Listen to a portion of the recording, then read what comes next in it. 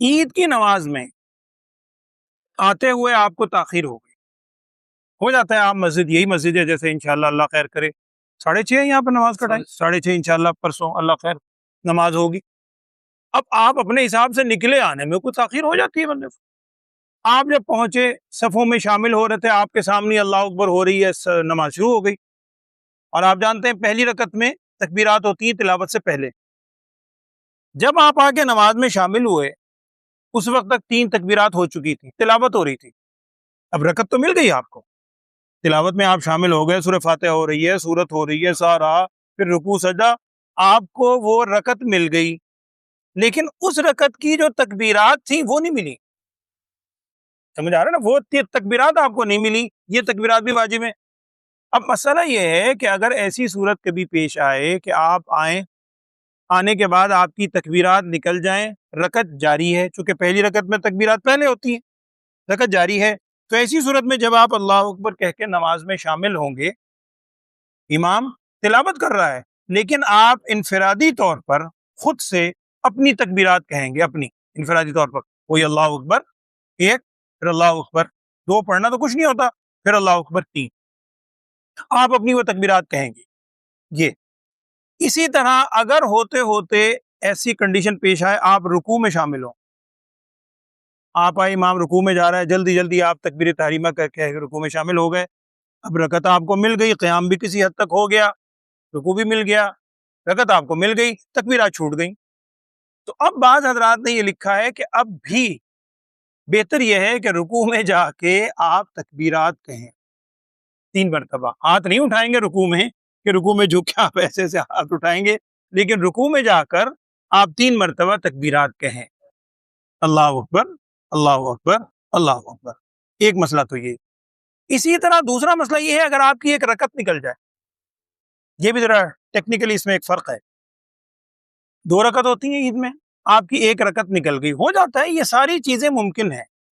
یہ میں اس لیے عرض کر رہا ہوں، جب میں نے ایک دفعہ عید کی نماز کے بعد یہ بتلایا تو لوگ کہنے لگی جی ہمیں بتلانا چاہیے، میں نے کہا جی یہ آپ کا مسئلہ نہیں ہے جو سامنے بیٹھے میں، یہ ان کا مسئلہ ہے جو ابھی مسجد سے باہر ہیں، جو بعد میں شامل ہوں گے، آپ کے لیے تو ہے ہی نہیں، یہ تو بعد میں شامل ہونے والوں کا مسئلہ ہے۔ تو لہٰذا اب میں آپ کو اگر بتلا رہا ہوں تو ابھی اگر نماز میں کبھی اتفاق ہو تو آپ کے ذہن میں مسئلہ ہو، مسئلہ یہ ہے کہ آپ کی ایک رکعت نکل گئی، فرض کیجیے، اب یہ آپ کے علم میں ہے کہ ہم 2 رکعت پڑھتے ہیں عیدین میں، دونوں عیدوں میں طریقہ ایک ہی ہے، دونوں عیدین کی نماز کا سیم۔ پہلی رکعت میں تکبیرات 3 تکبیرات ہوتی ہیں تلاوت سے پہلے، اور دوسری رکعت میں تکبیرات ہوتی ہیں تلاوت کے بعد، ہوتی قیام میں ہی ہے، یعنی قیام کی جو حالت ہے اسی میں تکبیرات کہتے ہیں۔ پہلی رکعت میں سورہ فاتحہ وغیرہ سے پہلے ہوتی ہیں، تکبیر کہی، سورہ فاتحہ وغیرہ پڑھی، رکوع ہوا، سجدہ ہوا، کھڑے ہو گئے، پھر دوسری رکعت میں کھڑے ہو کر پہلے سورہ فاتحہ وغیرہ پڑھی، پھر رکوع میں جانے سے پہلے 3 تکبیرات ہوتی، پھر رکوع کرتے ہیں۔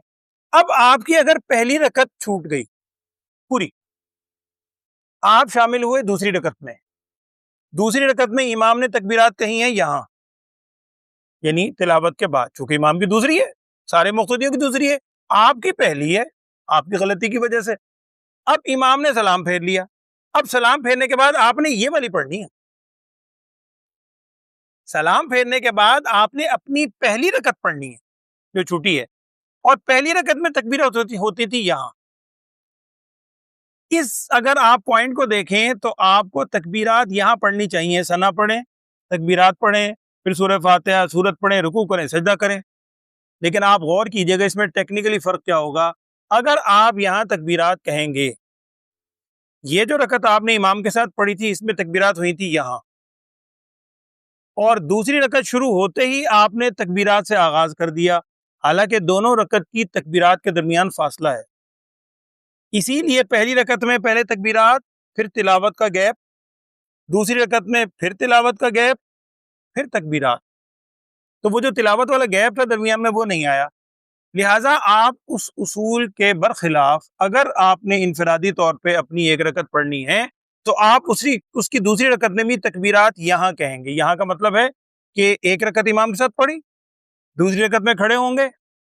سبحانک اللہم پڑھ کے پہلے تلاوت کریں، سورہ فاتحہ سورت پڑھیں، رکوع میں جانے سے پہلے پھر 3 تکبیرات کہیں، چونکہ تھوڑا سا گیپ تلاوت کا آ جائے گا، پھر 3 تکبیرات کہنے کے بعد آپ رکوع کریں، سجدہ کریں اور نماز مکمل کر دیں۔